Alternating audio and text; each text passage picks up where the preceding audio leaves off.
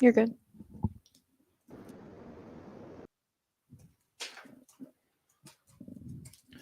Welcome to Bass University Live, everybody. We are back from the Bassmaster Classic. This is our classic recap. What a great week. What an amazing tournament. I know if you guys were watching, it was just it was riveting how it all played out. And we're very, very excited. We have the champ with us today, Jeff Gustafson. We also have second place. Bryan Schmitt is going to be with us for a little while as well. Both Bass University instructors, some amazing content available on Bass University. And Rich, without further ado, man, let's bring them in. This is the 2023 Bassmaster Classic champ. Hey guys, the champ, man. Congratulations, man. I guess you got to be on cloud nine making this long drive home. Yeah, it's pretty crazy. It's surreal, and yeah, I got my buddy Bryan here. He's the creator of the winning jig. He's helping us drive, and then his wife Bree and my wife Shelby in the back. And yeah, we're having a time here making the most of this 20-something hour drive back north of the border. That's awesome. I mean, I know. You know, you have the jig creator. That's fantastic. Have you slept at all since this went down? Well, I got taken home on Sunday night. I got told it was time to go. And at the time, I didn't want to go, but I was glad because yesterday morning was a little rough. But we made it through. And then, yeah, last night, we got out of Knoxville yesterday afternoon, drove to Lexington, Kentucky, stayed there, and had a nice dinner last night. And yeah, slept pretty good. It's a long week for everybody, and you know, it's going to be nice to get home and chill out for a few days. But yeah, no, still riding high, and we got the big beauty right here. There it is. Riding with us. There it is. Yeah, pretty crazy. And hey, I heard you mention that Schmidt's coming on after, and he actually called me yesterday and just, you know, had some nice things to say. So, you know, top-notch guy. And I hated that moment for him when I won because I've been there before too. And, you know, and especially for that tournament, I mean, it's everything for us. And, but that was he gave me a nice phone call yesterday. Man, that's great. You know, Brian's a great guy, and man, it was so close. I mean, he was running it down, but you did enough to hold it off. I want to dive in there because we're going down that road. You had two. I mean, and I know I saw your interview, and I know that you were thinking, oh man, I gave this away. I as a tournament angler, I'm thinking to myself, and it was impressive that you grinded it. Did you ever go to plan B? Did that occur? Did you think, man, I got to go maybe dock fishing? I got to go scramble. It's time to scramble. Did that go through your mind? Dude, I had so many things go through my mind, but at the end of the day, like ultimately I did not have a plan B. So it was, and it wasn't like, you know, I have the Mega Live rolling on the front of my boat. So like there was fish around like all day, everywhere I was fishing. And I never went more than 10 minutes throughout the day without working on multiple fish. And so it was hard to, you know, I spent about 2 hours of practice fishing for largemouths. And I had one little stretch where I caught a few on a crankbait that, you know, just sort of beating the bank, fishing around some stumps and gravel. And just because it was flat calm, I just didn't feel like that was really a great plan. I did go and get gas, and when I did that, I made a few casts on this marina dock, and I think I got snagged on the first cast, and like after a few minutes, it just didn't feel right, and I'm like, what are you doing? And and I knew like I felt like if I got 3, that I had a chance, but like with 2, I'm like I don't have a chance with 2. I mean, you know, like we've all watched the last 10 classics, and like somebody always catches them on the last day, you know. And Yep. I just felt like, yeah, somebody's gonna be a hero today, and it's not gonna be me. And when I got back in, obviously, like I looked at Bass Track, and well, like Bryan, my camera guy, said, "Dude, I think you're gonna be good, actually," because he was with me and got to like, you know, when the camera was off, I had a lot, you know, he was a good guy to have in the boat with me. Like he just listened, and you know, but when the camera went off for the last time, like I was not a happy guy. There was some bad words said, and you know, I just didn't think it was going to be enough. But he said, Yep. you know, I think you're going to be good, but it's going to be close, but you have a chance. And that made me feel a lot better than that hour ride back in the boat. Like, you know, I'm not going to have a chance for this to happen. And just, it's a crazy sport. You just never know. You never know. Yeah, those shout out to those camera guys, because they have to be like part psychologist out there a lot of times. And well, I mean, I mean, it's a tough place to fish sometimes, and especially on the third day, you know, like they gotta be kind of on the ball all day to catch our moments, and it's easy to miss them, and those guys never miss them, and it's it's pretty. They are good at what they do. well, I could feel the pressure, and I know, you know, that's an amazing. There's so much pressure coming at you, but I don't know if you knew this stat, but this was amazing to me. But about half of the classics have been won with winners not catching a limit every day. Did you know that? I did not. No. It's phenomenal, and you know, you think about, as we talk about being anglers, like everything's got to go right. We got to, you know, everything's perfect and flawless. But when it comes to this big derby, it's about half the time, guys, man, they don't even bring 5 to the scales.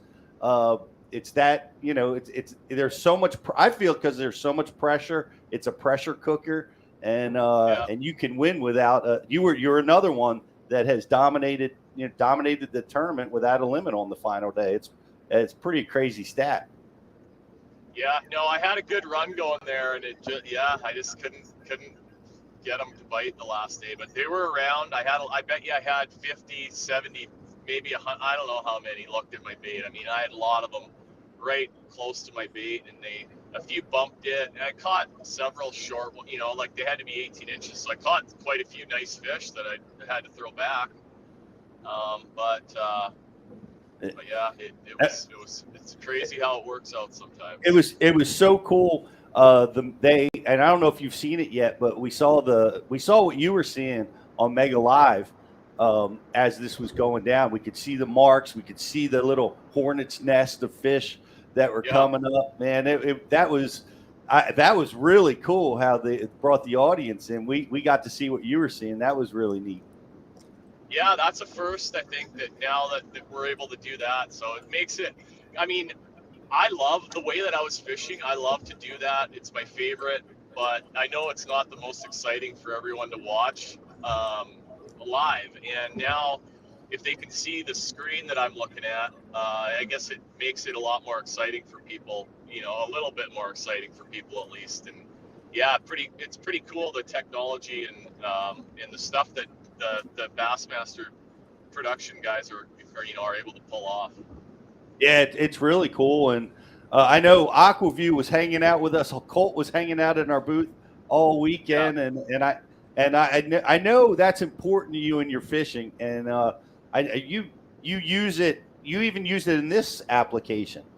I did. So I've got the new one now where I'm able to look at it through my Humminbird Apex screen, and it's a much bigger screen. It's clear. It's a pleasure to use. So I got that set up in practice, and it helped me out because I went and looked at the rocks, like the exact spot where I caught them last time, and I could see like these big cracks and where the smallmouths were just kind of like hiding in the holes, and it taught me that I had to go put a bait down on top of these spots, and that would pull the fish up, and then I would know if they were there or not. And I think that's maybe why some of these guys never found these couple good places that I had. I just knew that you couldn't just idle over them and mark a bunch of them, and yet there'd be a whole school of fish there. But if you put a bait down, they just start showing themselves. And so yeah, it helped me again. It's that AquaView's mandatory equipment in my boat. I've said it, told you guys this before, but it's a great pre-fishing tool and educational tool. Excellent. Well, we are giving away an AquaView here in just a few minutes. So Yes, we are. I can't wait for that. We're going to be giving away that to one of our people that subscribed at the Classic, or one of our subscribers at Bass. Hey, Riz. Yo. Riz, did you have a good time on the weekend?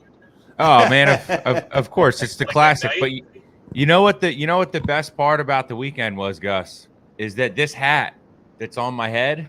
Yeah.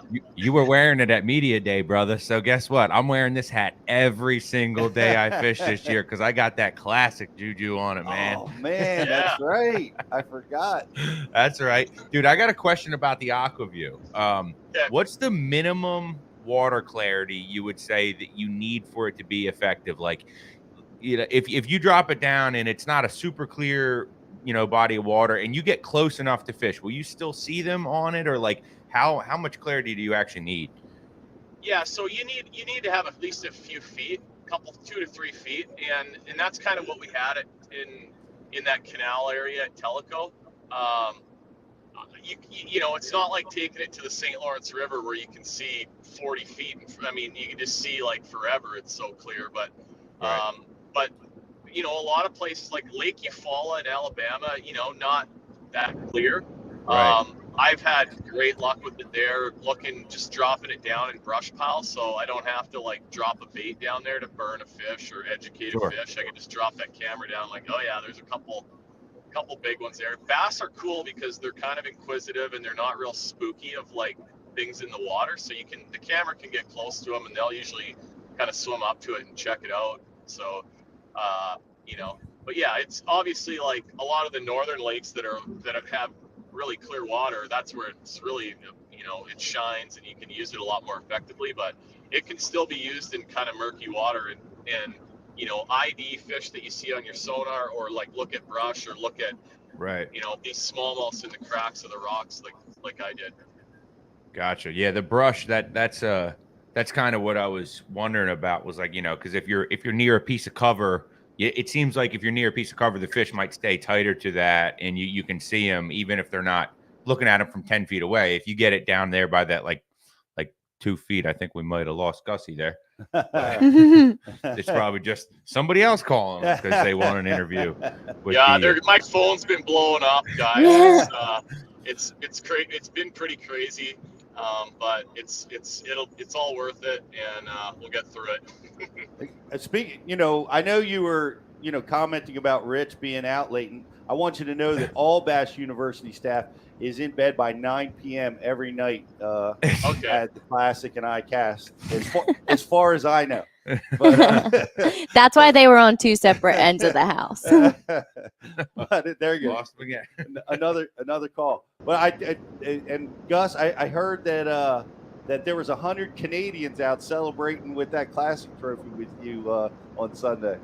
Yeah, we had a great time, and then Carl had a big crew of Aussies with us too, so it was a good combo of people that wanted to have a good time, and awesome. A lot of our American friends as well. So yeah, no, thanks guys. It was a blast. I suspect there may be a bigger group of Canadians waiting to celebrate when you get home. Okay, we're gonna let you go. I appreciate you making some time for us. We'd like to dive in a little deeper with you down the road, and congratulations again, man! Just an amazing win. It's life changing, and wish you the best. Safe travels, buddy, and we'll catch up with you real soon. Okay, thanks, guys. Look, we'll catch up next week. All right. Thanks, Gussie. Classic Love champ, Jeff Gustafson. Bye. Yay! All right, that was awesome. I don't know what that's like. I've been, of course, a passenger in Ike's truck when he drove home with the 2003 Classic, and that was pretty awesome. But don't worry, we'll get your questions answered next time he's on. Yes. Promise you. Yes. What were some of the good questions? What were they? People just wanted to know if he was using a jigging blade bait. Howie asked that. They wanted to know what was Not to my knowledge to answer that Okay. question. From my understanding, he was using a moping style, heavy weighted, and all those details are available. We'll get more of that to you guys, but but it was just a standard jig head with a 4-inch Z-Man smelt colored trailer. Was his trailer of choice. Yeah, it was really evident that he was in his comfort zone doing that. And even like we talked about the night before the Classic started at dinner, we were saying, oh man, that area that he caught him in is probably going to be smoked. But what we failed to consider was the fact that since that is his wheelhouse and that's what he does, he was able to find other areas to repeat what he was doing. And I think that's really what got him to the victory line. The W. Yeah, 100% got him the W. Yeah. Everybody else was chasing his tail. You saw a lot of other guys starting on his areas from last year, and people can chase that bite, try to repeat that bite as many times as they want to, but there is not a person on the planet that has probably done that for more hours and had more success with it than Gussie. And that's what you can't repeat. You could give me and you probably the same bait, same rod, same line, same everything, same spot. Be like, do this, catch some fish. And we would, if you've never done it before, you're going to be a little bit lost. And it's pretty awesome to see him get it done his way. Do you guys know who makes the jig that he was throwing? The gentleman that was just driving the truck. Oh, Team No Fish. You heard that? Which I'm sure will be probably available. But I apparently they custom make those, and I don't know if they're available for sale. We'll have to find that out. Yep. Nice. What else you got, Josh? We'll get our hands on. Who else was on there? Tuck is on here, and he said, "I'm here, guys." St. Crest said, "Scented jerk shad for the bait." Yes. Mr. Higgs, of course, welcome back. Dan Allen. FLX Bassmaster said, I was in a second chance event and caught one fish for 3.5 pounds and thought to myself it was over, and turns out they advanced to the top 10 and I was in ninth. Amazing feeling when you make it. Congratulations. It really is. And that's similar to what Gussie must have felt too, where you're like, well, I mean, that's why you got to keep your head in the game. You got to keep battling until the last tick of the clock. And I know Gussie didn't, just to watch him, fight those demons off. Oh my gosh, those demons must have been heavy. One fish, guys on your spots, not happening. This fish are chasing and not biting it. And every hour that goes by, the pressure just mounts and mounts and mounts. Like he said, alluded to, he was dropping some creative language as the day was going on when the cameras weren't running, because it's crazy. But it was enough. It was enough. That's the one thing that I've learned in tough tournament situations like this. When you're having a tough time, guaranteed the rest of the field is having a tough time too. Yeah. So you just got to grind a little bit harder than the rest of the guys. That's right. That's right. Pete, we got Schmitt queued up for a little bit after 11:20. So if you want to hit this commercial, we can hit it. And I just want to give a shout out, by the way. Tuck came in second place in his high school tournament last Saturday. Congratulations, Tuck. And now he's going to the high school Tennessee state championship this Saturday. Excellent. Well, we wish you all the best. We had Jonathan Dietz, shout out to him for one of our Bass U subscribers, doing really well. And Luminetti, and both another one. Both of them made the final day. The final day. Oh my gosh. That's awesome. Better than half the field in the Classic. Yeah, that was tremendous stuff, guys. So much more coming. We're going to be talking with Bryan Schmitt, diving into things with him. We've got tons of giveaways. We had a great weekend meeting all you guys, new people that have been subscribers forever. And we got lots of prizes we're going to be giving away today. So hang in there with us. We'll be right back after this. What's going on? It's Riz here from the Bass University, and I am excited to welcome in Waterwood Custom Baits to the Bass U family. These are custom handmade baits in the South Rainforest of Brazil. They're made of Marupa pedra wood. It's extremely dense, it's resistant, but it's also really buoyant. They're made of quality components with a 100% guarantee. They're made for tournament anglers to get it done when the money is on the line. Guys, that was like my second cast with this bait. That's a waterwood custom bait. These things are handmade in the rainforest south of Brazil. And I mean, as you can see right here, it's a fish catching bait. It's got the front hook. That means they wanted it. This bait's, it's running really true. It throws really well. Guys, check them out at waterwoodcustombaits.com.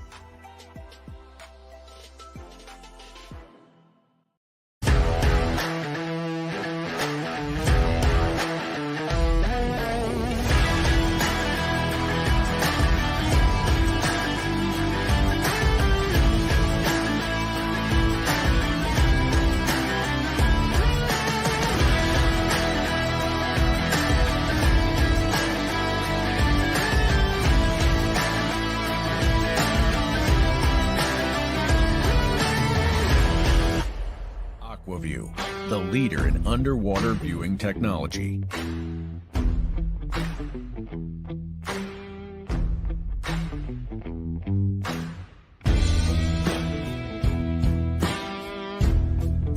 Find what you are looking for. Catch more fish. Have more fun. Aquaview. Seeing is believing. Why do you love catching fishing rods? I'm truly losing less fish. Is the sensitivity of the rod. That they're made right here in North Carolina in the USA. Strongest, lightest rod, 100% made here in Sanford, North Carolina. From the drop shot rod to the flipping stick. Every rod has a purpose to it, and I rely on them all the time when I'm out there in a tournament. Durability in the John Cruz Worming series, the counterbalancing in the handle. It's the only rod I found that can withstand my hook set. Boom goes the dynamite. On the water not spent fishing is a moment wasted. That's why Minn Kota and Humminbird have joined forces to bring you the One Boat Network. Products that communicate and integrate to help you take full command of your boat. Born from our commitment to making the most advanced fishing gear even better by making it work together. The One Boat Network will help you find, get to, stay on, and catch more fish. When One Boat Network products talk to each other, they can navigate your boat automatically. They can give you a crystal clear view of what's below with no messy wires. And they can let you lower, raise, and change shallow water anchor modes from anywhere on the boat. But that's just the beginning. We're never done innovating, integrating, and making your boat simpler and easier to control. All so you can make every second on the water count.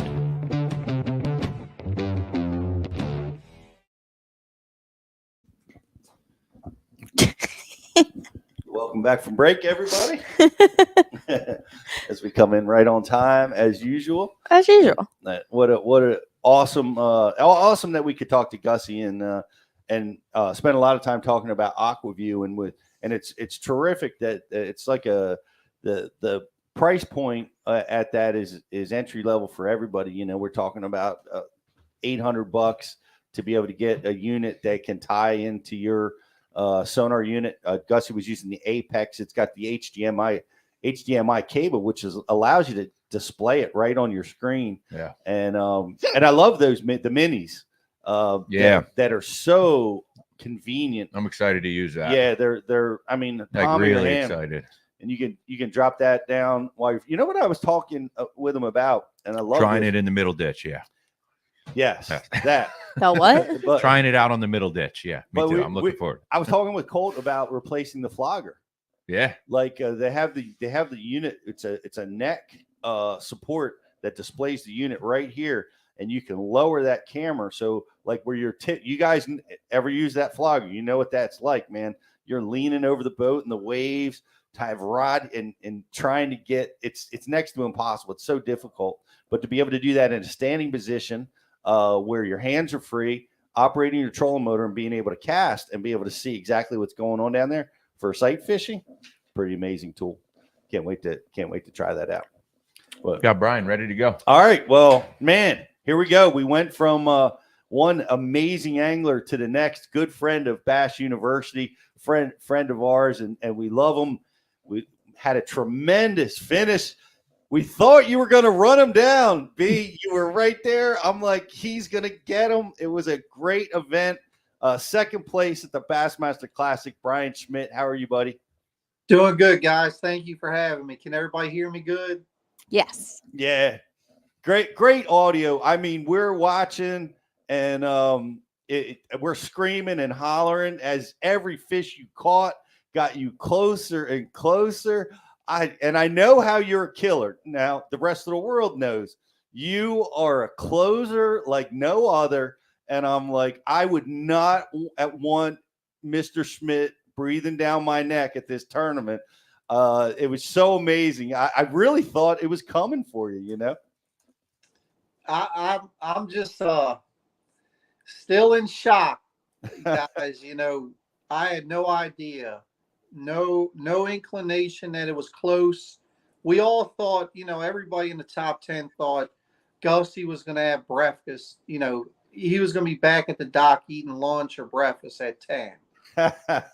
You know, so there's always a chance, right? And I knew there was going to be a lot of nerves. There was going to be a lot going on the final day of the Classic. So I'm just like, I'm going to just do my thing. And in my mind, hey, guys, you know, a second place finish is better than a 10th, you know, and I just wanted to try to salvage a good tournament. And I was very excited going into day 3. I found something really, really good. I found new water that was the same exact pattern I was doing. It was fresh to me and the fish were biting. I found that real late Saturday and I got there Sunday morning. It was destroyed by mud and everything. And it was just a punch in the stomach, man. And then it's like, you know, you felt right there that the chance was really slipping away to maybe make a run at it. But I stayed true. There was some weird deal this week. I just had this calmness that whatever's going to happen is going to happen. I'm not going to go crazy. I'm going to do what I can do. And I just stayed true. And to be honest with you, late in the day, every day, I don't know if more current was going or what, but they would start to bite. And I just stayed true and got some bites and really just needed one more. But we always could say that, you know. Well, I take full credit for that extra current, Bryan.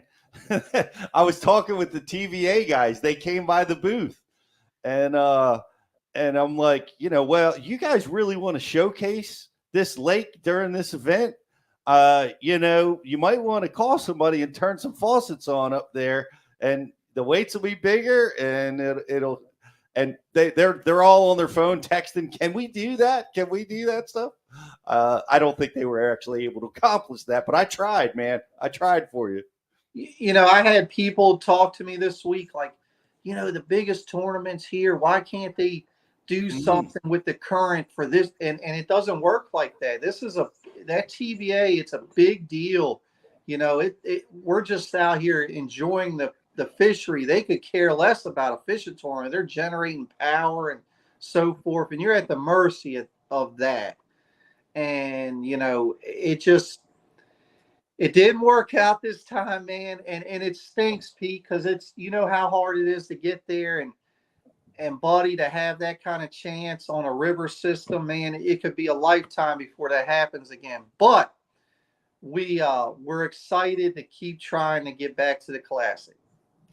I know it's going to happen again, Bryan. I've said this about you. You win at an alarming rate. Like per tournament fished, you probably have more wins per tournament fished than anybody. And it's I know you're going to be in this position again. And it was a great finish. It was great to see you do so well. And listening to your interviews was just phenomenal. Really enjoyed. I watched the the 2nd through 6th place press conference, and you know how you broke down what you were using. It's great to see your stage presence. You've just grown into this monster personality of an angler. It's great to see.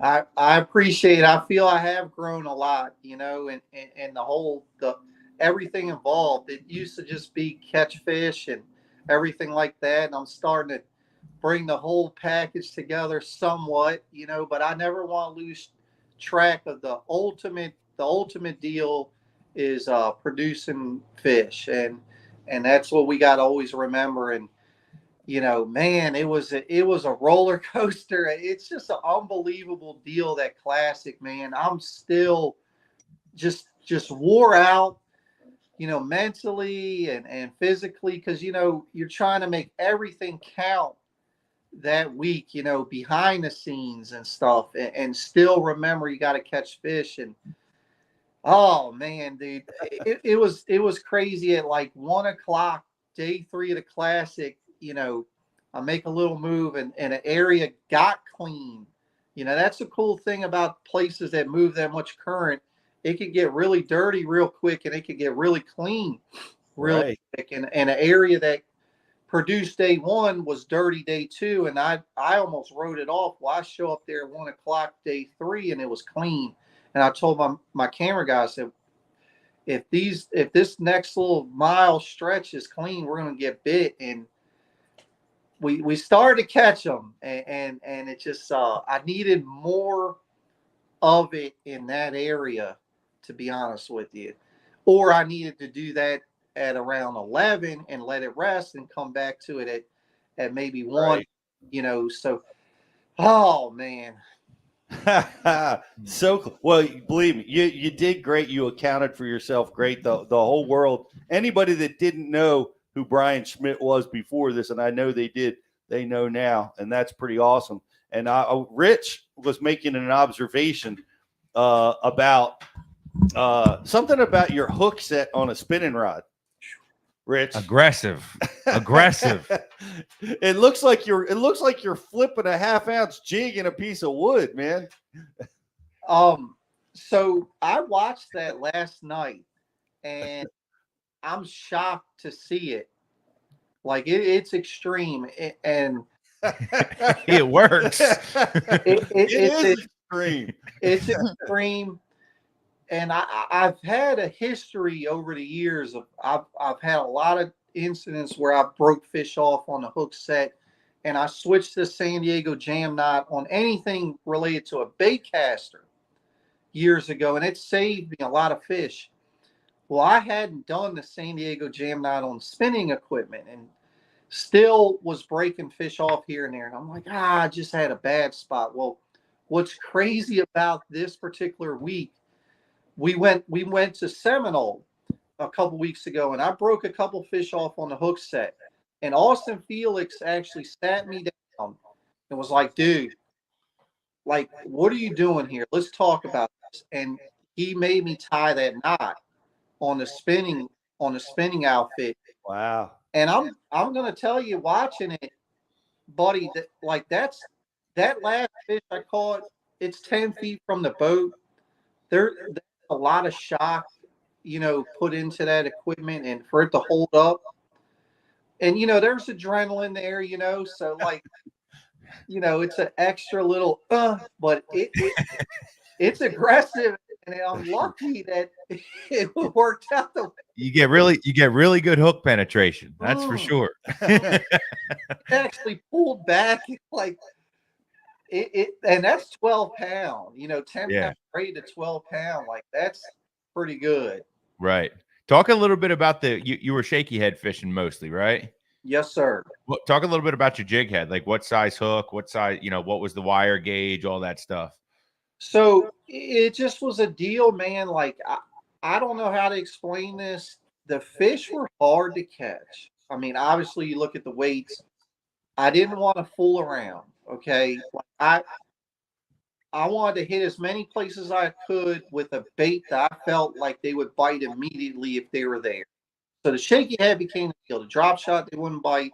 Anything moving, they wouldn't bite. So that was the deal for me.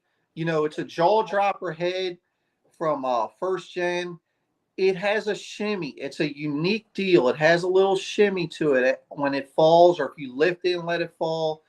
and that's a 1/4 ounce head. It has a pretty light wire. You know, you probably couldn't throw this on a bait caster, to be honest with you. It's spinning right on me. Even, you know, you look at the hook set I did, I actually got lucky. I would bend them a little bit. Wow. On the hook set. So really not surprised to hear that. Not surprised either once I watched it. So I would switch out, like if it bent, and that's because like the equipment wasn't the problem. It was me. I was the problem. So I would cycle through and put new ones on. 12-pound leader, 10-pound braid. I bait fueled it. I mean, I had it doctored up with the floatzilla, all these little things. Is like it gets in there. I want it to happen quick. You know, Fitzgerald shaky head rod, Fitzgerald Stunner Reels 3000. Everything was that. That was the deal. That was my money maker this week. Just needed one more to jump on it. Well, that yeah, great stuff. That floatzilla, like.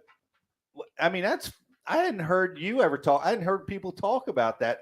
Did hear you talk about how important forward-facing sonar was. I guess, were you able to discern that, hey, if it's laying on the bottom, they're not biting it, but if I float it, I can see they'll react better. Is that the deal? 100%. You know, some guys even talked about maybe they're spawning, you know, already. I don't know, but there was times where they would bite it immediately, Pete, but there was times, man, you would throw it in there. You know the fish sees it, okay? When you're dealing with current and a small target, that fish has to be there. And I could see them on the scope, okay? They're there. They're behind the structure or right in front of it. They're in the eddy. They're looking. And there was times where you would just let it sit, almost like you're spawn fishing, and you're trolling away. Like you have slack there. You're letting it sit. You're trolling away almost to the next target. 10, 15 seconds go by and you feel the tick. So I felt like every little bit of extra juice I could put into this technique helped get a few more bites. And, you know, that floatzilla, when a bait is staying there stationary and it just falls to the bottom, okay, and then all of a sudden it starts to lift up, that's a little different than a fish normally sees, and I believe that gets them going. Right. All right. That's pretty cool. So floating the tail, that was pretty awesome. I got to say, and I want to dive into the forward-facing sonar because maybe we should do that now because we're talking about it. We just gave. Sorry. We got some hiccups going around the office today. You did a forward-facing sonar for us at Bass University this year, and you're talking about chasing isolated fish, and you've been using it successfully a lot. But I heard you caught every single fish off of that this week, didn't you? 100%. Every single one. I saw numerous fish, even in 3 to 4 foot of water, bite, 80 feet out, bite my bait. It would really get interesting where, I had these areas marked and I'm trolling to this piece of structure and I could see it now on my live sonar out in front. And man, if you could see 1 or 2, fish kind of moving around in there and you would throw to it and you would see them kind of nose down, I would turn it away. I would then turn the sonar away and just wait. And all of a sudden you feel tick and there was also times now, okay, I would just see the target, no fish. You're dealing with current. They could be so tight to the bottom, so tight to the structure. Mm-hmm.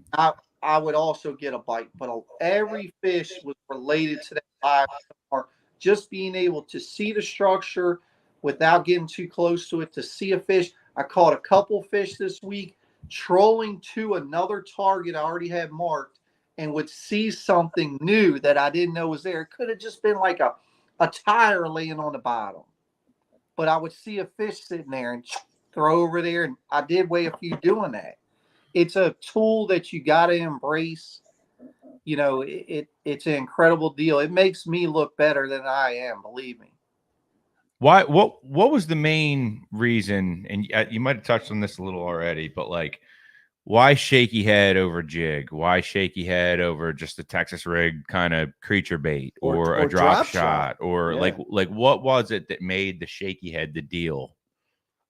Okay, we're all from the same area, us three right here, and you guys do a lot of fishing early in the year and late in the year, just like I do. And it just seems like when they're kind of getting in this weird deal, like they're a little hard to catch. They're laying tight to something. They're not really willing to chase a crankbait or a trap coming by them or a spinner bait. They want something sitting there. And I tried everything. So the cool thing was I got semi on this early in practice. And I marked a few places, okay? And I gave them the rundown. Like, you know, the first 3 or 4 places I tried, I gave numerous baits. And it was like instant with the shaky head. So I'm like, what the heck, man? You know, why force feed them? You know, I want to be able to cover as much water, you know, as proficient as I can. I don't want to worry about, are they going to bite it or not? I felt that was going to get me bites quicker than any technique. Yeah, I would have loved to flip a jig on 20 and not worry about it. The first day, guys, I lost 4 fish because of the spinning equipment, you know, that would maybe change this tournament altogether. But would I have caught the amount throughout the week if I just threw a jig or something on baitcaster equipment? I don't know. So it was I had to weigh it out, and that was the best deal for me. They're not easy. You could look at the weights and you could see that you could really slip there real quick. And guys are talking about, oh man, I could see fish.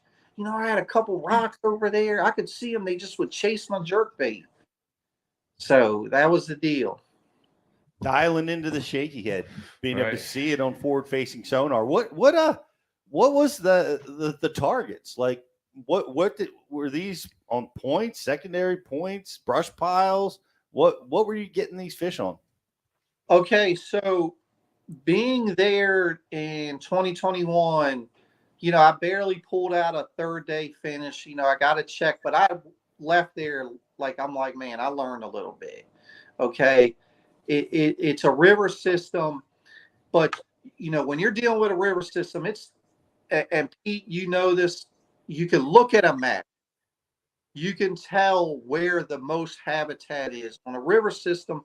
When you just got this long river, you know, with no coves or creeks, that's probably not harboring a lot of bass that spawn in them areas. You want some areas they could spawn. So I learned there's 3 areas. If you're going to get 3 or 4 days worth of fish, there's 3 areas, and I decided to focus on them areas. And what I learned the minute I put the boat in, it was very low. The first day of practice, second, third day of practice, she was 5.5, 6 foot low. I felt like the cover was very limited, and I knew being there before that everybody was going to fish the same little last channel swing in the cove that had a little bit of water, or the last dock that had a little bit of water, last laydown. I didn't want to be part of that. Okay.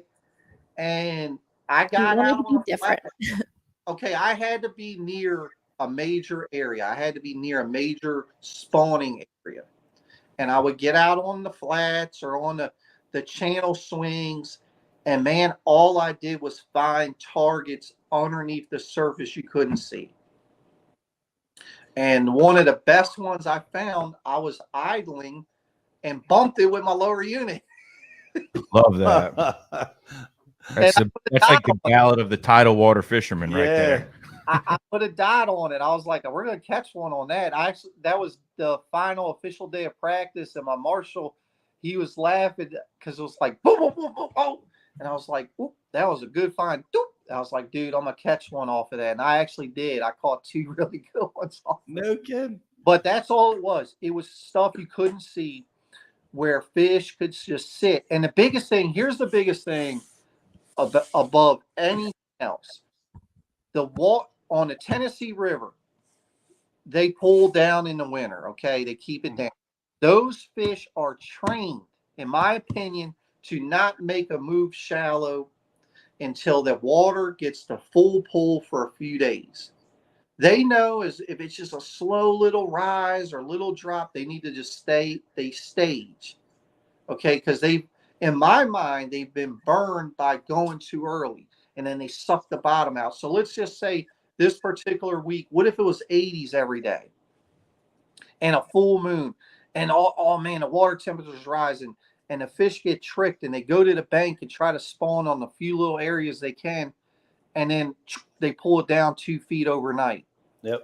Beds are high and dry. Everything's gone. They know, and I knew that. Okay, and all these things clicked real early. I'm like, they're sitting back. They know they can't go up yet. They don't let the water come up till April. I don't want to fish the same stuff everybody's fishing. For whatever reason, Pete, it clicked this week early. And sometimes that doesn't happen for me. But when it does, I feel good and everything started to make sense. And to get bit doing it pretty quick.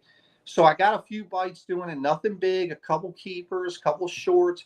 Then I dedicated a lot of time to finding it. And actually, the final day of official practice, the 8-hour day of official practice, is all I did. I barely fished at all. And I found 2 or 3 places that helped, So I just didn't want to do the same thing. I didn't want to be part of the smallmouth deal. I felt like Gussie showed the world how to do that a couple years ago. Everybody was going to want to do it. In my mind, you can't win a tournament doing the same thing he did. Extra special, extra incredible. But that's where I was at, man. Awesome. Excellent. And let me ask you this, because when we interviewed you on media day, you were confident.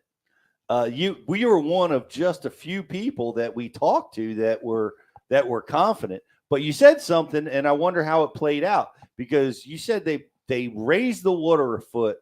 You had been practicing at low tide, and they raised it a foot.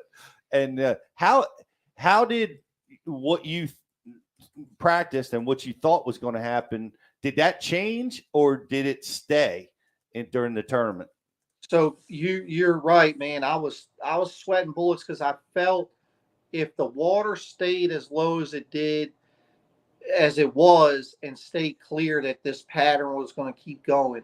And I knew just that little bit of rise might fool a few fish to move.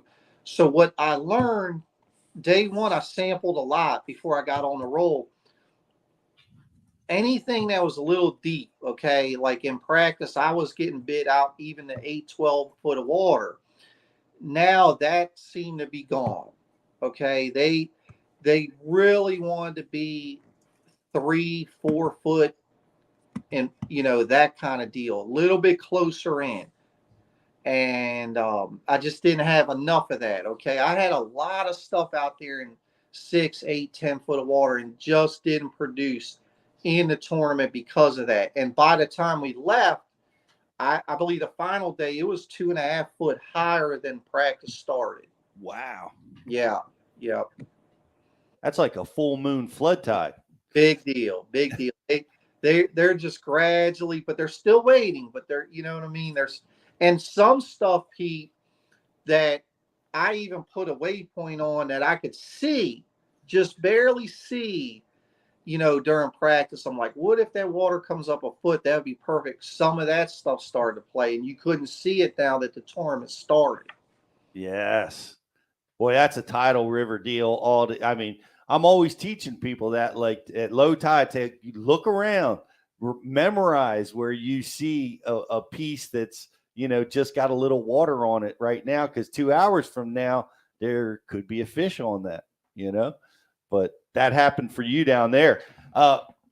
We talked about everything. Talk about the missile bait. What was the worm you were using? So John came out with the magic worm last year early. And I mean, he won a event doing it, and it put the biggest bag. He weighed in. I weighed in a lot of fish last year. 2 of my top 10s were exclusively on it. It was a big part when I won the Mississippi River. A lot of confidence in that worm. It's excellent on a drop shot. That's a 6-inch worm. He came out with a 4-inch worm right during this classic. 4-inch. It's called the mini magic worm. And buddy, that's where we're at. Like, I mean, you know, the Ned is so deadly. We all know that. You know, we can throw that, and it's just the way you got to fish it. You get hung up a lot. Well, this worm is a little bit bigger. You can rig it weedless. It's just the profile of this bait. Just, it's a bite getter. Okay, you know, there's no fooling around. And what's funny, you know, at one of the interviews after day one, like Davey Height and Zona are interviewing me, and I'm like, I don't know if I can win a classic on a shaky head. It feels so weird. They're like, it doesn't matter what you weigh them in on. And like, that's where I was at. I wanted to get them to bite. I wanted to get them in the boat. I didn't want to look like, okay, I'm throwing big baits, fishing for the classic win. Like, I forget all that. I wanted to get them to bite, and that worm got them to bite. Awesome worm. Shout out to John and Missile Baits. By the way, you subscribers know, but Bass University subscribers get a 30% discount off of Missile Baits direct. Yeah. So go get yourself some magic worms right there. I saw that you stopped on the way home to Missile Baits to get some more, didn't you? Yes, I did. I decided before it gets a little too crazy, you know, with possible back orders, that I would like. And John, he was like, yeah, you know, he's like, I might need these. Yeah, but he was nice enough to hook it up, man.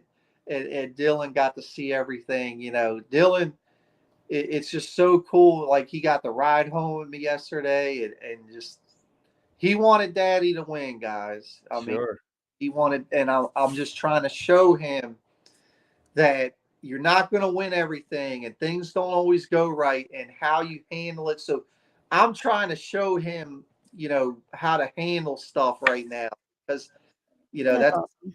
A hard deal for him to understand. Like, you know, you're just not going to win everything, you know. So Pete, you hear that? Well, when you with your third place, you're still holding on. Yeah. Well, I try. At least you didn't have to fall in live on camera in front of your son. You handled that good, though, Pete. Yeah, I handled it down at the Classic. It was amazing. Everybody that I bumped into, they see me, and then they just get a big smile on their face because they remember the last time they saw me before this, which was taking myself out of the water. But no, that's a great lesson for your son, and that's part of it. You know, fishing is challenging. Nothing's given to you, and but that the lesson that I tell people, and you keep knocking on the door like that, and that door is going to open, and you knock on it enough times, and you'll break through. And you know that you've won so many, and I'm sure this is going to be in your future again. You know, coming real soon. But I do have to address something with you immediately, Mr. Schmidt. I was having a heart attack watching you hand land these fish. I had to look away at times, especially some of those bigger ones. I was having an absolute panic attack, Rich. You know, man, it was. I wanted to be the net man. I was like, I got to get in there and help him. So I feel that mechanically, I got a lot of room to grow, you know, like the hook set, the landing. So Pete, you know my background, FLW, reel them in, get the net. So this landing quality bass, it's foreign to me, and I'm not good at it. I don't know if I'm too tall. It's like weird, like watching it's horrifying. It's horrifying. It's like, I've been very, very fortunate. I need to probably address that and learn from it. I've had some other people mention some things too, like, you know, to let go of the rod and start grabbing. It's not good. But here's where I'm at, man. Like, and you know, tell me if you agree with this. Like, I don't get tied up in the little things. Like, I want to worry about finding, hooking, and catching the fish. Yeah. And maybe those little things can add up. Yes, they do. But there's always room to grow. But that's where I'm at. Like, man, I feel like if you start to try to master all these other things, do you lose a little bit of what the real deal is? I don't know. But yes, when I get home and watch that, man, I'm like, golly, the hooks that those fish should have been broke off. The landing, it's horrifying, but man, it worked out. Hey, it worked out, dude. That's all there is to it. If they get in the boat, it works, man. Dude, I'm sitting there watching you second place at the Classic. I was like, clearly I'm doing it wrong. I need to adopt this strategy. Seriously. You know, it's what works for you, but there's room to grow there. There is definitely room to grow. Like, it's always been just reel them into the net, you know, and Yep. Yeah. You know what's interesting, because let's talk about that. When I first started, we were allowed to use nets, and then they took them away, and we had to learn how to hand land them. And like, the rule always was never ever grab the line. Like, that was like the rule that we kind of all were learning together. So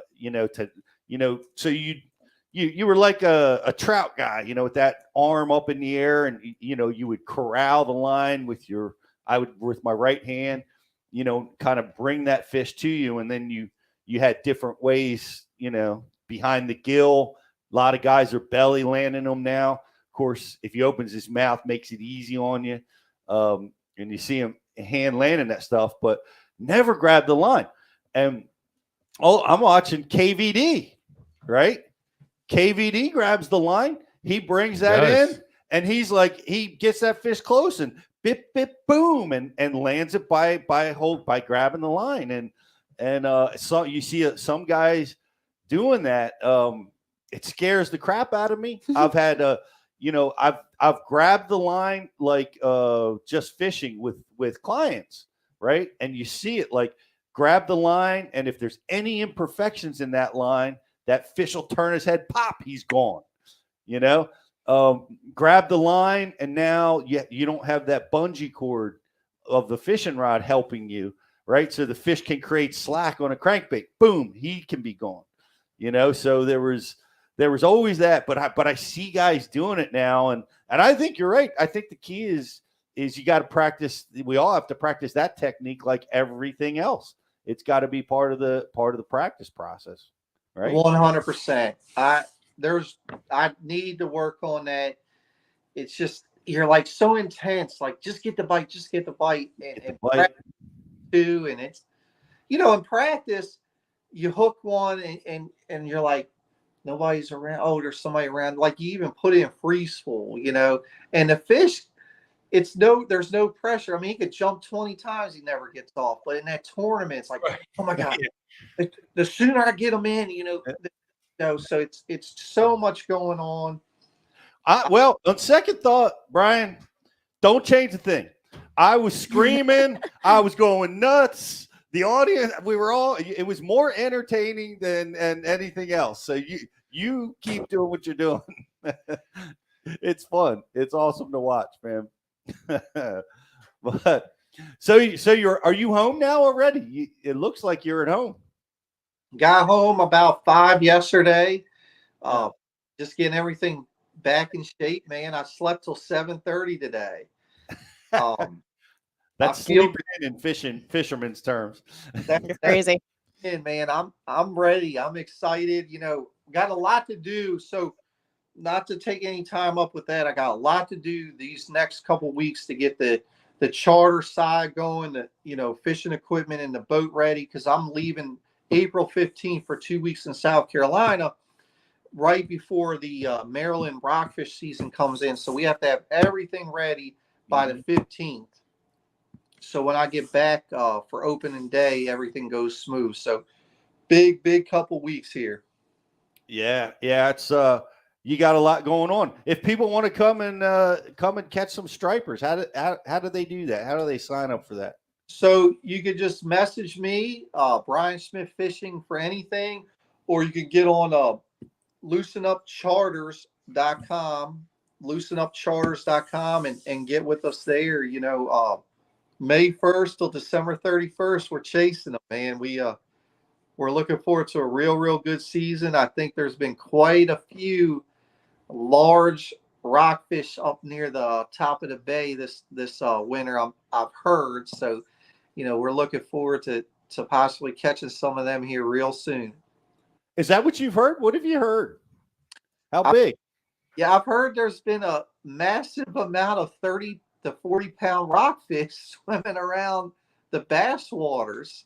Wow. You know, I think Rich knows a little bit there too. It sounds like there's even some normal bass spots overrun by big stripers. So, you know, I'm sure some of them are going to be able to spawn and get out of here, and there'll be some that are done spawning that'll come down the bay, and possibly one of our anglers will be able to catch one. You know, so that starts May 1st. May 1st to May 15th, trophy season, 1 fish per person, and then it switches over May 16th, 2 smaller fish per person the rest of the year. You can still keep a big one if you catch it, but the majority of the big ones, they'll be out of the bay by May 15th. Well, we've seen the talk about the bay a little bit. It seems like the Susquehanna has been asleep so far this spring. We haven't seen snow runoff. We haven't seen the heavy rains. And, what, do I need to keep that quiet? No. Don't speak of it because it's good. Yeah. I know what you're saying. There hasn't been a lot of flow, and supposedly it's real clear and the grass looks real good. Yeah. Uh-oh. Rich didn't want you to say that. There may be some early season grass. Sorry, growth. we'll cut that out in post-production. It's all good. There may be some early season grass growth. We know nothing about that. But there's just rumors. It's probably fall. Chocolate milk, mud, base dry, blown out. She's raging. She's raging down there. Well, hey man. Well, it's we're going to be rooting for you through the rest of this year, man. You've got 2 derbs coming up in South Carolina. Imagine there'll probably be Spawn Fest kind of tournaments down there, but man, just amazing bodies of water. What is there any tournaments that you're super excited about the rest of the year? Oh, for sure, man. You know, Santee Cooper by far is the #1 target I have. That I want to do good there. I love this place. The first time I was there for a Toyota, I did good. The last 2 times I've been there for 2 elites, I haven't done good. One of them I was going to do real good. A river went dry, a whole long story. But ready for Santee, man. Revenge. And after that, the Sabine River. A very stingy tidal system. Very excited to go back there. And then, of course, when we go up north, you know, the Champlains and St. Where I'm at, guys, you know, I've talked about it. Like it's like I either hit it or I don't. And I'm not really wanting to change that. I think that's why I do good, because I'm not scared to fail. I just want to have just these 80s, not 80s, maybe 60s, salvage a little bit, and maybe get to the northern swing. We all want this, just to get to the northern swing and not be in dire straits for points. But Lord knows, I'm sure I'll rattle off some bombs and have to, you know, pull something out the last second, man. But super excited for Santee and the Sabine River. Excellent. Well, we'll be there. Bass University will be there. We'll be at all of those events, and And the Sabine's a really going to be an interesting one. Certainly your cup of tea. And we'll look forward to cheering you on, Bryan, man. Thanks for hanging out with us. And it's been awesome. And, man, it was just so fun to watch you get in there and battle, man. It was just such a fun tournament for us. Appreciate you bringing us that kind of joy. Appreciate you guys. You know that, man. Thank you. All right. And I want to invite you guys to check out Bryan's forward-facing sonar techniques. It's on bassu.tv. If you haven't subscribed, get over there, check it out. There's so much valuable content there, but that's definitely one of them. And this is a champ. How many? What do you have? 12 tournament wins now? How many do you have? I think it's 12 with the old FLW, and I think it's 3 with Bass. So, oh my, Pete. I mean, I'm telling you, I don't even like talking like that, man. You know, it's an honor. It's just an honor. I don't know. Well, it's an honor that's well deserved. 15 wins. That's you're in rarefied air, my friend. and thanks again. Bryan Schmitt, one of the greatest champions in the sport. Thanks for being with us, buddy. You have a great day. We'll catch up with you next time. All right, guys. Thank y'all. Thanks, Bryan. Bryan Schmitt, 15 wins. Wow. Oh my gosh. Riz, that's a lot of wins, man. It's unbelievable. Yeah. Yeah, that's just I don't know. I there's so few that have that many. Right. And impressive. And oh my gosh, I really did think he was going to run them down. Yeah, it's I mean, we get so caught up on seeing guys catch them either on a crankbait, real explosive bite, ripping it, just grinding a crankbait or slinging a chatterbait or even a trap or, flipping a jig, big hook sets on that. There's something cool about seeing a tournament like this where, Gussie was doing his thing, tight lining straight over top of him, using his electronics, doing what he does. But then Bryan to come so close and come in second place on a shaky head where, everybody thinks, pre-spawn, you got to be throwing a full-size jig, full-size trailer, heavy line. Yeah. No, not all the time. And, and you could hear it like in his mind, he was like, man, can you really win on a shaky head? Should I be throwing a spinning rod at the Classic and try to win it? So yeah, he had to overcome that. Right. You right. know? Yeah. I mean, it's just, there's something to be taken from that. Like, it's, it doesn't matter how they bite or what they tell you they want to bite. It just matters if you get the right tool in your hand to get the job done. And whether that's a shaky head, a Ned rig, a drop shot, a finesse swim bait, or what, it doesn't matter, because when you get those fish in the boat and they come to the scales with you, you could be the coolest guy in the world throwing a full-size jig, but if you only come in with 2 and the guy comes in behind you that caught every fish on a shaky head and puts a big bag on the scales, guess what? He looks a lot cooler. He looks a lot cooler. But I can tell you early in my career when I was rocking a spinning rod going down a bank and I'd see Denny Brower coming up to pass me, I'd put the spinning rod down, pick up my flipping stick. No, for sure. And I think everybody goes through that progression as an angler at some point. And, some people go through it at a younger age than others. But like everybody has that point in their fishing life where it's like, okay, now I really learned how to use a bait caster. I can put this bait anywhere I want it with whatever cast I choose to use. And it's almost like for a period of time, you forget about the spinning rod. You forget about, the beauty of being able to use lighter line, finesse techniques.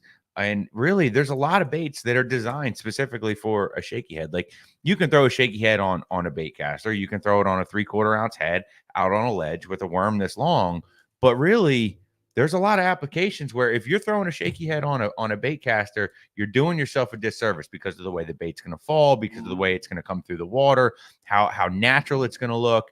There's just something about it that I think a lot of people, there's still a negative connotation to the spinning rod fishing. And I think here's what's going to happen. It's already happening.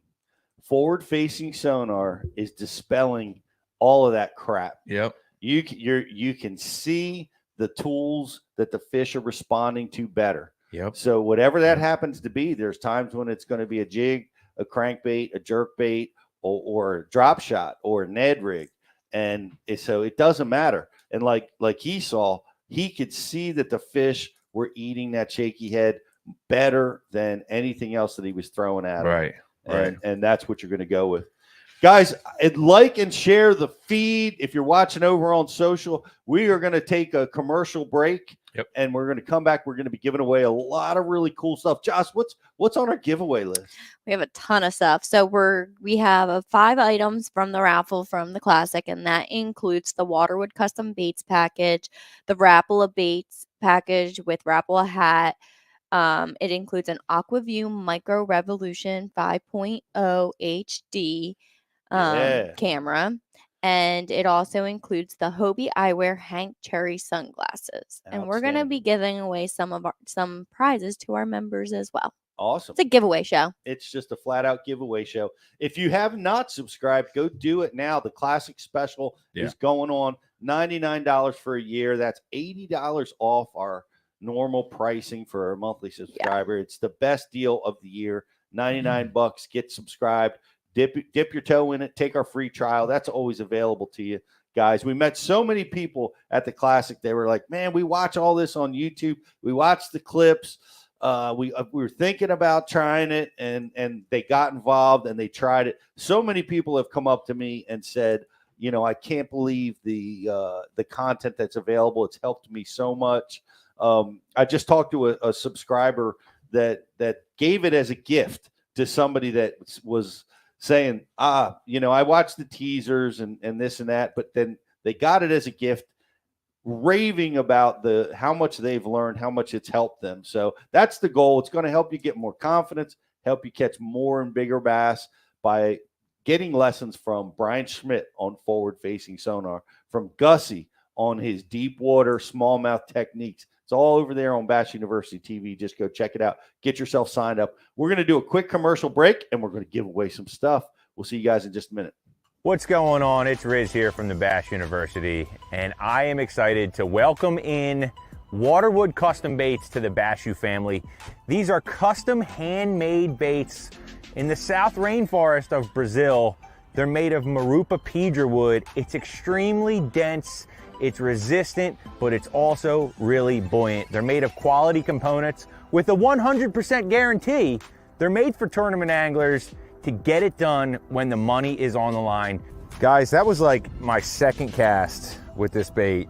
That's a Waterwood custom bait. These things are handmade in the rainforest south of Brazil. And I mean, as you can see right here, it's a fish catching bait. It's got the front hook. That means they wanted it. This bait's, it's running really true. It throws really well. Guys, check them out at waterwoodcustombaits.com.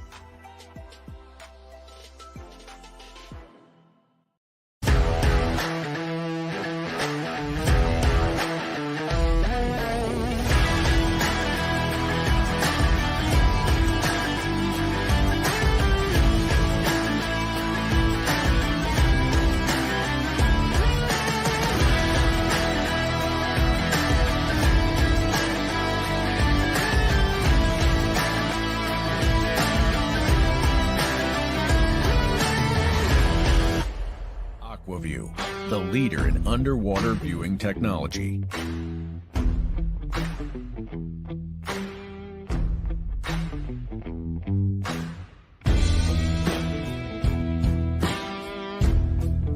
Find what you are looking for. Catch more fish.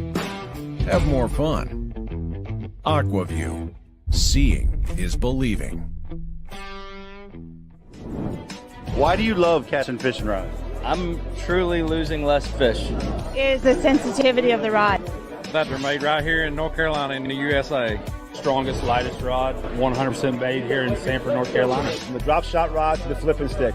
Every rod has a purpose to it, and I rely on them all the time when I'm out doing a tournament. Durability in the John Cruz Worming series, the counterbalancing in the handle.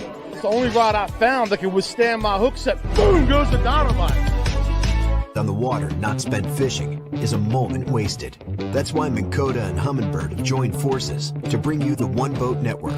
Products that communicate and integrate to help you take full command of your boat. Born from our commitment to making the most advanced fishing gear even better by making it work together. The One Boat Network will help you find, get to, stay on, and catch more fish. When One Boat Network products talk to each other, they can navigate your boat automatically. They can give you a crystal clear view of what's below with no messy wires. And they can let you lower, raise, and change shallow water anchor modes from anywhere on the boat. But that's just the beginning. We're never done innovating, integrating, and making your boat simpler and easier to control. All so you can make every second on the water count.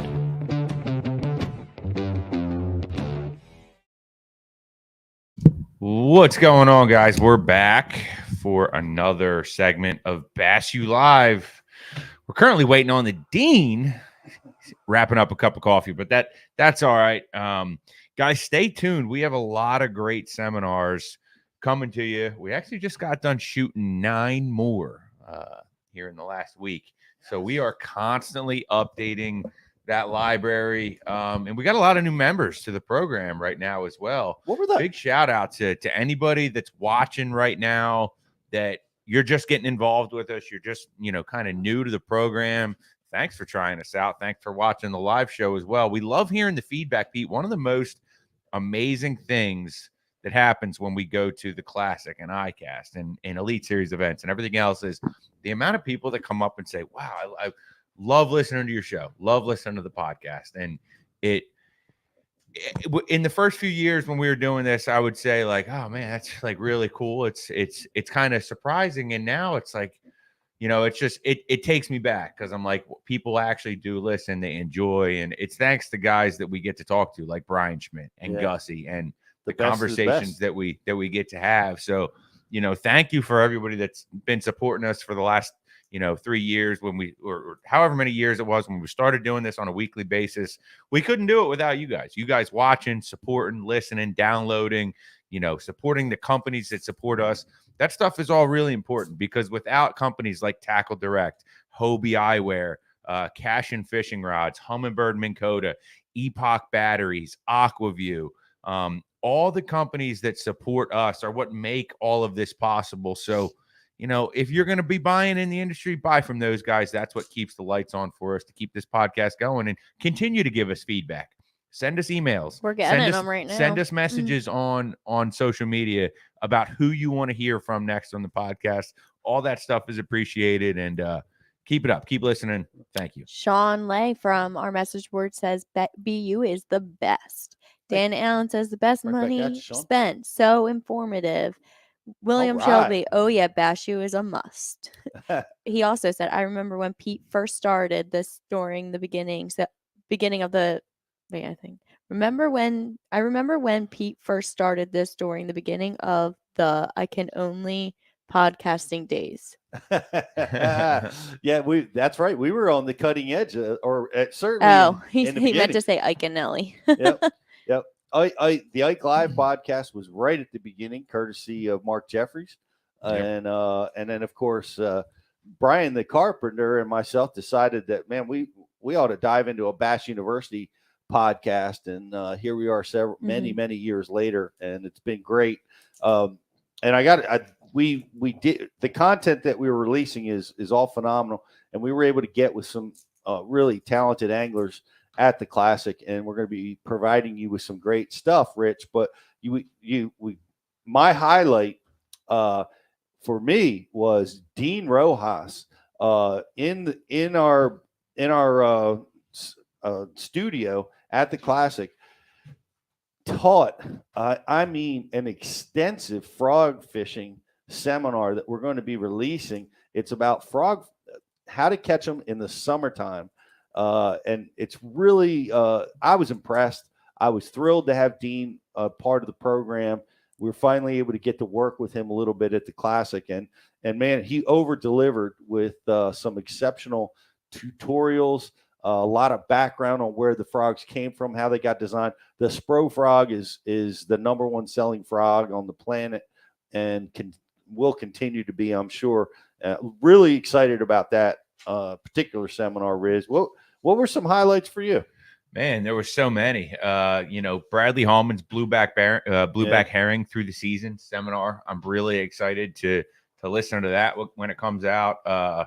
Jacob Fouts deep cranking seminar, that was awesome. And I mean, Bill Lowen talking about fishing a bladed jig, the thunder cricket. That was really interesting to me because I throw a bladed jig a lot, but I always throw the same bladed jigs. I don't know or understand too much about the other brands, the Berkeley, the Strike King Thunder Cricket. So I'm excited to hear from Bill on that seminar, and just so much good stuff that is constantly being flushed out in our seminars, and we're trying to keep it fresh, man. We're releasing 3 to 4 new pieces a week for our audience to continue to get new content, and we're gonna keep it coming. Let's take a. Oh, you want to go? Yeah, Josh? well, Howie Range actually just brought this up on the message board, and it was also the highlight, I think, for a lot of people this weekend. Ike being accepted into the Bass Fishing Hall of Fame. Yay! That was a great surprise for him, and it makes us all very, very, very happy for him. Yes. He deserves it. He deserves every second of it. It surprised us. It surprised a lot of people, and it's no surprise that he got inducted. I mean, honestly, he's not only won everything there is to win in the sport of bass fishing, but he's crafted really a great philosophy on teaching kids and getting kids and new people involved in fishing. He was my partner in the Bass University, helping us get this program up and running and teaching people all over the planet how to fish for bass. And my favorite thing about Ike is he really influenced really anglers as a whole to express themselves, to become what they all can be, and really showcase their personalities. And he was at the cutting edge of that. He was the first, and now you see all kinds of guys doing their thing, and it's really great to see that, and all that wrapped up into an amazing package.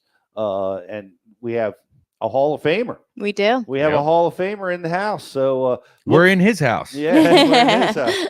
But we're gonna. I want to do, and we're planning a Hall of Fame show for Mike, and we'll keep you guys posted on when that goes down. Yeah. But right now, Mike is pre-fishing, and this is what gets him to the next level. Is he's made an extensive commitment to fishing this year. The determination alone. Yes, and he left the Classic to go pre-fish. Yeah. And he's down, I think, on Lay Lake this week. So shout out to Mikey, and man, big congratulations to the Hall of Fame. Yeah. And pretty awesome practice strategy he's utilizing this year too. And he's not fishing at all. I think we're going to end up getting a seminar out of that one. It's a unique way he's doing it, and it's really working for him. And man, I'm telling you, you can just kind of tell when a guy's on a roll and like they're feeling good. Watch out this year. That's all I'm saying. I would not want to be a bass in the area that Mike is fishing right now. Yes. He's and he still has a northern swing. He's in 12th in the AOI right now. But speaking of that, Jocelyn, can you pull up your email about the Bass University picks? Oh no. We all had our picks. Jocelyn had a great pick and a great story behind her pick, but unfortunately it didn't go so well. But I want to. How'd your pick do? I don't know. I'm looking now. He did decent. Okay. He did decent, but let's find out.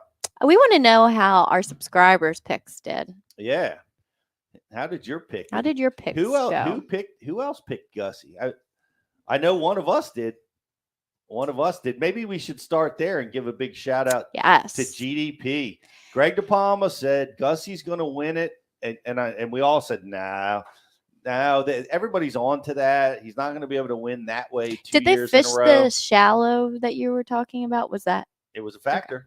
Okay. It was definitely a factor, as we'll see, because both myself and Justin went for the shallow water anglers, and both of our anglers did very well in this tournament. Yep. Greg Hackney came in 10th. Yep.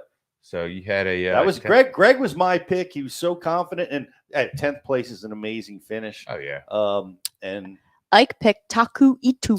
Taku Itu. And let's see, where did Taku finish up in this tournament? I believe he had a rough go. Did he make the cut?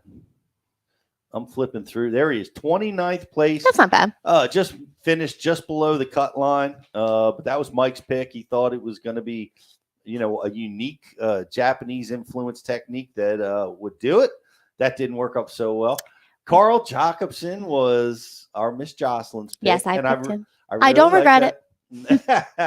He had the great support system. Yeah. Great story. The amount of Australians just roaming around, that was really cool to see. And I remember Michelle actually came over and was talking about how they had a giant kangaroo, blown up kangaroo in the crowd, and I was like, "That's awesome." That is awesome. So the Aussies and the Canadians have a big party on Sunday night, from what I understand. Now, Rich picked Brandon Lester. How did he do? Brandon Lester came in sixth place. Had himself a good I saw him a tournament. lot on the Jumbotron. Yep, had himself a good event, and he had the absolute best walk-in song for Tennessee. Right, we're all wearing our Tennessee colors, and he played Rocky Top when he came in, and Brandon was fishing drains, which surprised me that he was going to go that route, but he did it in sixth place. So we picked Hackney. We picked Brandon Lester, Justin Harant. Shout out to Justin, our intern, who's taking exams. We appreciate him being able to slow down school for a few days and come down and be with us at the Classic. But he gets fifth place with John Cox. Yeah. And then, of course, GDP hit it out of the park picking Gussie. We had some subscribers pick Gerald Swindle. Where did he finish? He had a rough go, but I don't think he made the cut that week. Okay. How about Seth Fighter? Jay picked Seth Fighter. He didn't make the cut either. 34th, But hey, all these guys had a good I will week because say they were at the Classic. That a lot of people wanted Manetti to win, and he made the cut. He made the cut. He made it. He had an amazing tournament. That's awesome. And made the cut. So it was a lot of fun. Well, let me tell you, let's go down this list, which I think is the most important list for you subscribers. Jeff Gustafson, how to catch smallmouth on Bass University TV. Bryan Schmitt wins with top 2 forward-facing sonar guys. Yep. Bryan Schmitt, available on Bass U TV, how he did it with forward-facing sonar. Scott Canterbury, fished the bank, right? Yep. No forward-facing sonar, fished the bank. We have some amazing seminars with Scott. Yep. One flipping and pitching, fishing around the spawn, the mental toughness in the sport of fishing. I mean, all of those things were exactly what Scott was doing. And this next guy just jumps off the page at me of what we filmed with him this year. Drew Benton. We filmed a versatility piece with Drew, which he exhibited this week because he not only caught fish out in 25, 30 feet of water, he was also catching them. He was also catching them in a foot of water.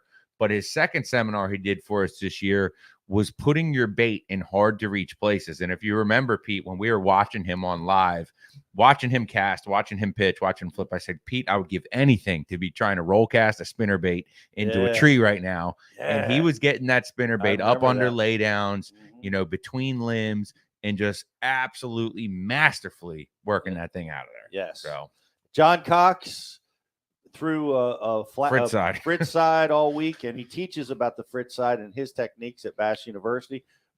Brandon Lester, once again, we have this year, and look for his content to be coming out. Jay Przekurat, also on Bass University. We had Jay. He was in Texas with us this year. we had Texas and Jay. He did 2 seminars for us. He did a drop shotting seminar. I'm sure he did some of that this week, but he also did a seminar on lessons from Co to Pro and the strategies that he took from fishing out of the back of the boat and how he applied them to the front of the boat. And hey, they worked for him well this week with the top 10 at the Classic. Yes. Wow. A lot of I had a couple guys come up to me and said, bring some co-angler content to Bass University. And I directed him to Jay's seminar. Brandon Cobb, of course, he has been with Bass University, and a lot of amazing content from him, as well as Jacob Powroznik and Greg Hackney, who we're going to be visiting with here in just a couple of weeks. So all of the top 10, the entire top 10, Pete, the best performers in the world all teach advanced lessons at Bass University TV. It's all right there at your fingertips. Go check it out. We guys. have some giveaways we should start giving away. Let's give it away. So if you guys were at the Bassmaster Classic, you guys already know we had a fun raffle going. And we want to include some of our members into this as well. But during this raffle, we were giving away Hobie eyewear sunglasses, the Hank Cherry edition, a TH Marine Hydra Wave, and an Aquaview Micro Revolution 5.0 HD, a Waterwood custom baits package, Rapala baits package and hat, Hummingbird and Minn Code $100 apparel gift card, a Missile baits package, and last but not least, we had a new John Cruz Icon series that is signed by him. It's one of 50 rods signed, and it also comes with a Zoom with John. So that one I thought was a really cool one. But if you have your numbers ready, I'm going to announce a couple, and then we can ask the trivia question. We also have a trivia prize. And so then, what's going to happen? They're going to have to give us their ticket number, maybe take a picture of it, and a picture of you. Give us your email. Yes. And we want to see you win. we will once we confirm you are who you say you are, we'll get your address and get it shipped out to you. Ship out right away. Let's start with the Hobie eyewear Hank Cherry sunglasses, which we loved. We interviewed the folks at Hobie. They're awesome. I have the floating edition because that's all I'm going to wear from now on.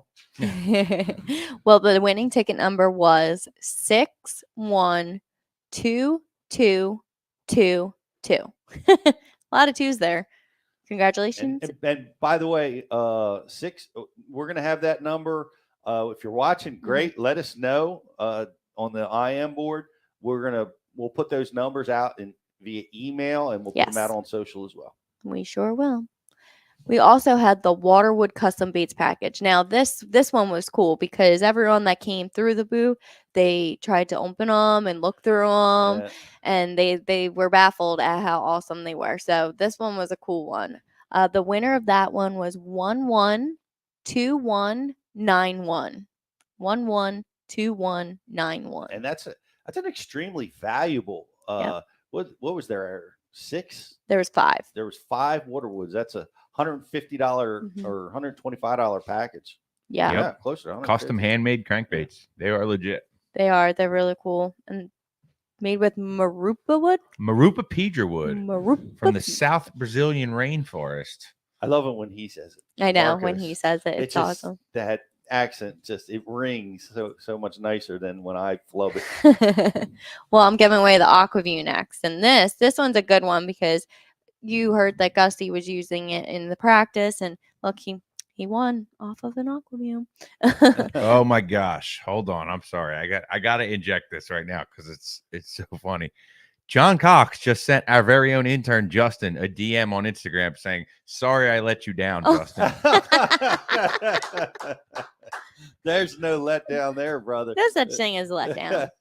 That was a strong pick and a strong finish, JC. Love watching you. Love watching you fish. There's nobody that has more fun doing this than John, man. He's a treat. That's so funny. But of course, you've made Justin's year, John, by doing that. That's awesome. Back to the Aquaview. Yeah.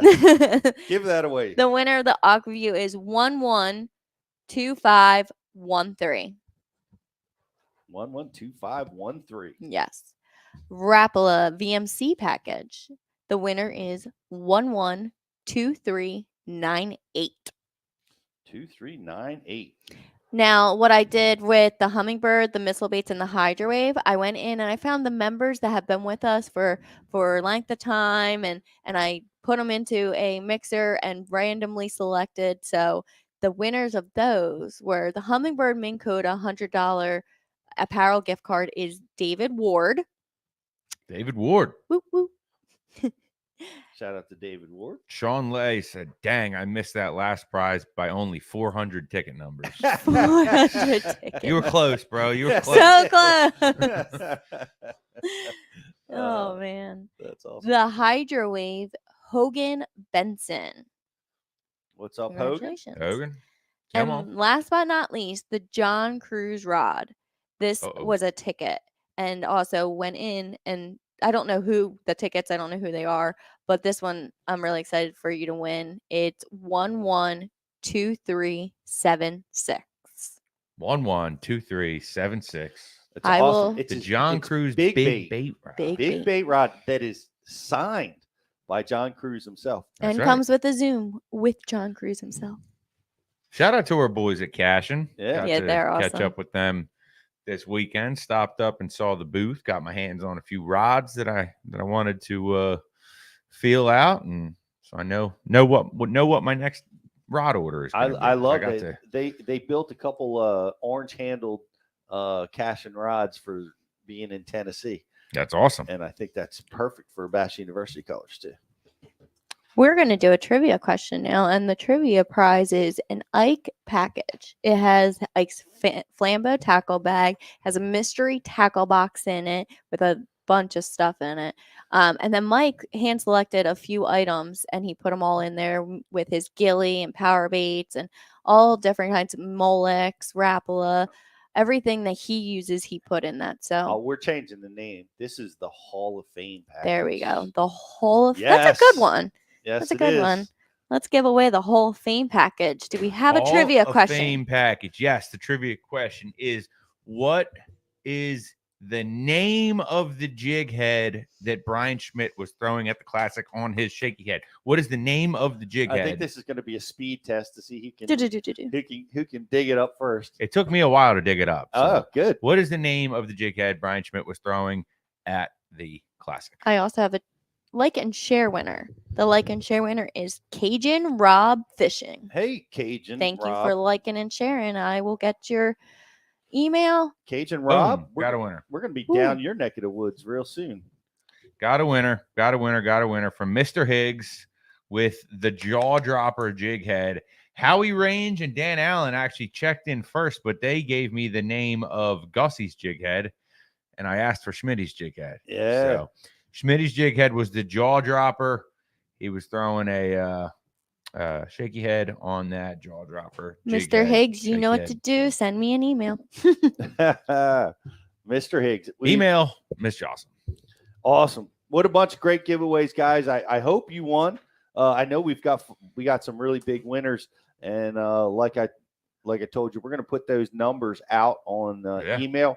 We'll put it out on social. So what you want to do is just take a picture of your ticket and send us your email. Where are they going to send that to, Joss? The Dean's office at thebassuniversity.com. The Dean's office, thebassuniversity.com. Send all that there, and we will get you your prizes. It was so amazing seeing everybody down there at the Classic. Thank you. Thank you for all the kind words and being part of the program. All the new folks, you are going to be amazed at the content that's available at your fingertips and the new stuff that's coming. And we are going to be traveling and doing a lot of great stuff, over the next couple of weeks with some really super talented anglers that are doing some stuff that's pretty innovative. So we can't wait to bring that stuff to you. Thanks for watching. Thank you, Joss, for all the hard work down at the Classic. You too, Riz and Justin. And Justin, the intern, and Alex, the former intern. It was great to have him back in the booth with us, as well as Stefan, who trailered the Bass University trailer. And I want to give a shout out to Stefan. Thank you so much for helping me with the raffle tickets. Yes. Thank Jeff, you. the man behind the lens all week, bringing the content to the website, the Bass UTV Lens of Learning. We couldn't do it without Jeff. And thank you, Pete. Thank you for being the dean of the Bass University, making the whole show go. Yeah, you were the face of the booth. Well, it's a pleasure to be there with you guys. We had a blast. I want to give a big shout out to all the vermin and mice that I roomed with this week at our Airbnb. Let's add that to the Airbnb list. We had a few more roommates than I had intended, but but it's always a blast. We had so much fun, and I just look forward to seeing all you guys. We'll see most everybody at ICAST. But thanks again for watching, and get subscribed. Classic Special is still live. Go take advantage of it over at bashu.tv.